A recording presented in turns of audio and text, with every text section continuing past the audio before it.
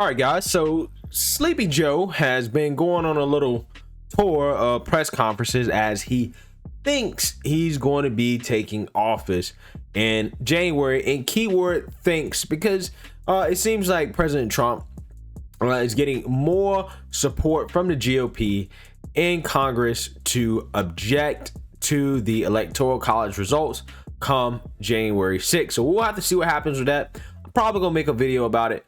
We'll see. But in the meantime, Joe is out here doing a lot of talking, and he doing a whole lot of talking about either nothing or things that, quite honestly, the American people don't want to hear about, especially coming after this stimulus that has pissed off not just the right, but also the left. The whole country right now is not happy with politicians, and what Joe Biden is talking about is only going to make the problem worse. But before we get into that, my name is Greg Foreman and you're watching A Black Conservative Perspective. Make sure you like, comment, and subscribe. Most importantly, share A Black Conservative Perspective, aka a leftist worst nightmare. You can also follow me on Twitter at GForemanBCP. Let's get it. All right, guys. So Joe Biden did a little press conference today for his office of the president-elect, in which he started to talk about his plans for dealing with this pandemic and what he's going to do moving forward. Now, Sleepy Joe has decided to just keep it 100% real with us in regards to what his actual plans are, and none of us should be surprised. Ask them to do it again next year. But even with the changes in approach I'm going to put in place in late January, people are still going to be getting sick and dying from COVID. One thing I promise you about my leadership during this crisis, I'm going to tell it to you straight. I'm going to tell you the truth. And here's the simple truth. Our darkest days, the battle against COVID, are ahead of us, not behind us. We need to prepare ourselves, to steel our spines. As frustrating it is to hear, it's going to take patience, persistence, and determination to beat this virus. There's no time to waste taking the steps we need to turn this crisis around.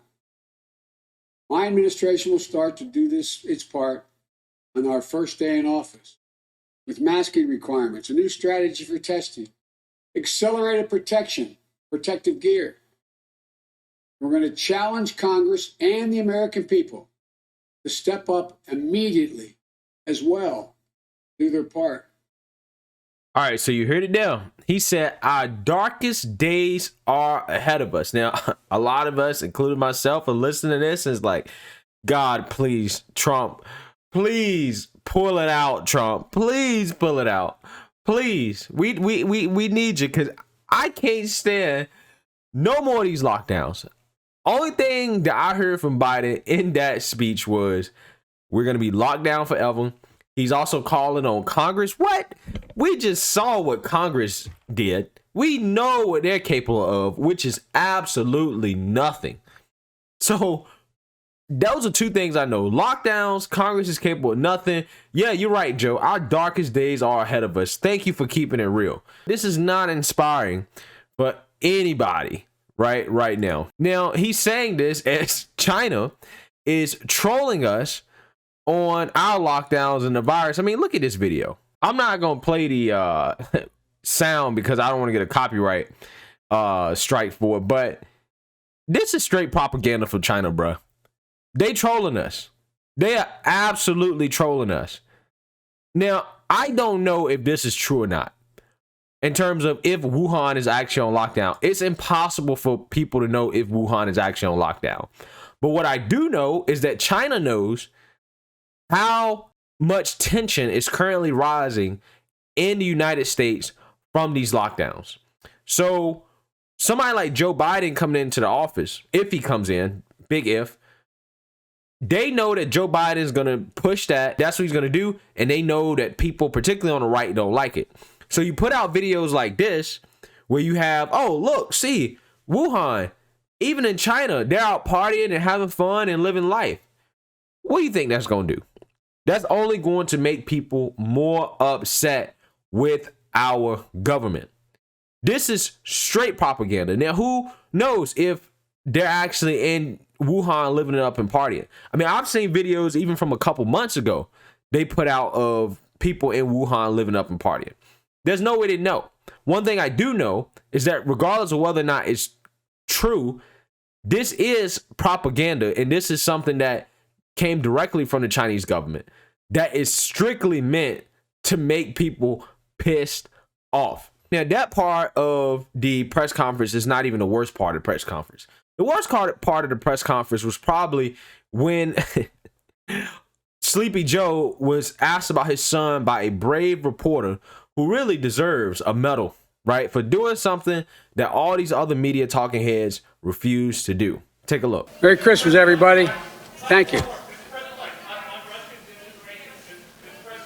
you still think that the stories from the fall about your son Hunter were Russian disinformation and a smear campaign, like you said?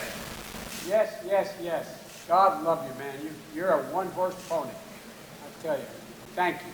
I promise you, my Justice Department will be totally on its own, making its judgments about how they should proceed. Thank you. All right, so as you guys can see there, he called the reporter a one-horse pony. I think that's a one-trick pony, but I don't get on Joe too hard for it. I mess up stuff like that all the time. But regardless, Joe Biden is still continuing to go with the BS narrative that the investigation into his son, even though it's happening via the FBI and the IRS, is Russian disinformation. So now you have to have me believe, and which the Democrats might actually want us to believe, that the FBI and the IRS have now been hacked by Russia. That's the only way that theory makes sense. If it's Russian disinformation, you mean to tell me that either the FBI and the IRS are either hacked by Russia or they're buying into Russian disinformation? You tell me, Joe. You tell me. Now, even if they are using Russian information, I mean, it's not Russian information. We all know this stuff is real, right? Even if it was, hey, if it's credible, if it's true, it's true. I don't care where we get information from. As long as it's true, I don't care. And it seems to me that the allegations against your son are true. And that's why you feel the need to get your panties in a bunch and get all salty and bent out of shape anytime someone asks you a real question. But again, shout out to that reporter. I don't know his name, but shout out to him for having the cojones to actually stand up for the American people and stand up to Joe Biden and ask him a real question. I mean, this is a way better. That one question was miles better than that interview that he did with the clown show, Stephen Colbert, in which Stephen Colbert basically asked him softball questions the whole time. That's like the first time I've seen anybody really question Joe about it recently. So shout out to him for that. But as you can see, Joe Biden is still rolling with the Russian disinformation card, still trying to walk it off, still trying to act like it doesn't exist, act like it's nothing, instead of just coming to the plate and explaining, telling the American people what's up with Hunter, what's up with these business ties, what's up with China, what's up with Ukraine. But he won't do it because he has something to hide. But anyways, let me know what you guys think. Make sure you like, comment, and subscribe. Most importantly, share a Black conservative perspective. Peace.